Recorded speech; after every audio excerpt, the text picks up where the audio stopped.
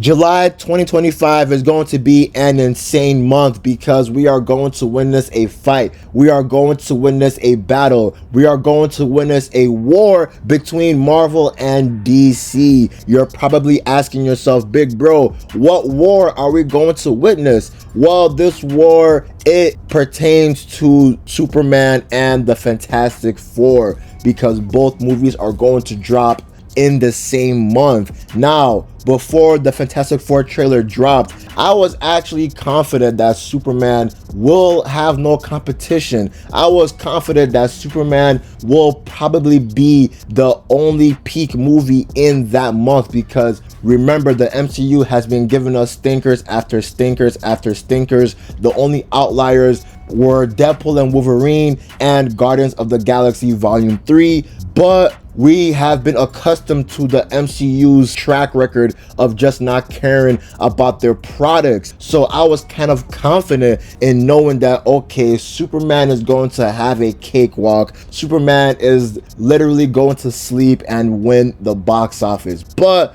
this Fantastic Four trailer made me realize that, okay, this is not going to be as easy as I thought. Because man, the Fantastic Four trailer looks really good. It looks great in my honest opinion. And the main reason why it looks great is the comic book accuracy. Now you're probably asking yourself, yo, big bro, how is it comic book accurate when the Fantastic Four movie isn't really taking place in the 616 universe of the MCU? Instead, it's being taken place in this retro futuristic type world where the Fantastic Four are the only heroes in this world, and then the Fantastic Four will eventually merge into the 616 MCU universe in Avengers Secret Wars. Now, I understand your question, but I will answer your question by saying this. Just look at the costumes the Fantastic Four characters are wearing. They look comic book accurate in my honest opinion. Less is more. The lack of details makes it way better because recently we saw Mr. Fantastic in Doctor Strange Multiverse of Madness. Now, he wasn't a bad Mr. Fantastic because we actually barely got to see him on screen. As soon as he was in the movie, he got killed by the Scarlet Witch. But his costume in that movie, it felt MCU-fied, you know what I mean? It just felt so unnecessary. He had too much padding. He had too much details in my honest opinion, while the Fantastic Four in the comics, their costumes are usually less. They usually have less details compared to the other characters in the Marvel comics. So I really like that they went with that route. I like that their costumes really scream comic book in my honest opinion. The most comic book accurate thing they have in this movie is, no pun intended, the Thin. Even though he's wearing a vest in the movie and not being shirtless compared to the comics, the Thin in this movie looks like he was literally ripped straight from the comics. The Thin looks exactly like this Alex Ross painting that he did a couple of years ago. The Thin looks like someone transported him from the pages of comic books onto the TV/movie screens. So I really like that they're going in that route, even though I think the Thin is CGI and not practical, but the CGI looks pretty good right now. The Thin looks pretty good. I like how they kept the origin story with the way that they got their powers, because the way that they get their powers in this movie is exactly like the way that they did in the comics, where they had that accident in space which caused Ben Grimm to turn into the Thin, Johnny Storm to turn into the Human Torch, Susan Storm to turn into the Invisible Woman, and Reed Richards to turn into Mr. Fantastic. I also like that they included this obscure character called Herbie, because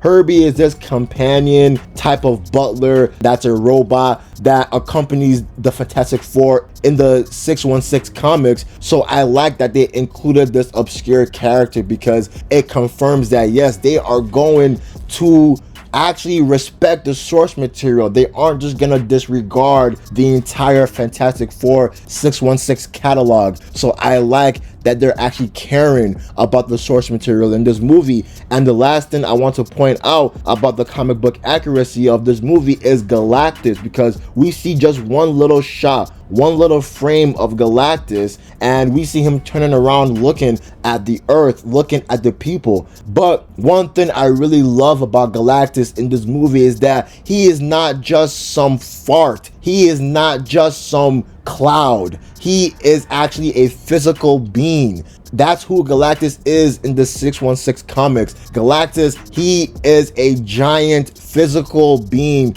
that destroys and eats planets for fun, for breakfast. That's who Galactus is. Galactus is not just some giant storm that resembles a fart cloud, in my honest opinion. That's what I hated in the previous Fantastic Four movies. So I like that they made Galactus look like he is in the comics, and they even have his helmet. So I like that they are incorporating these elements from the comics onto the big screen. The only criticism that I would give for this movie is that we didn't see too much of Mr. Fantastic's abilities. They didn't showcase any of his abilities. So I hope before the release of this movie, I hope that they can sprinkle some little scenes or showcases where we see Mr. Fantastic using his abilities, because if you know him in the comics, he is crazy when he uses his abilities.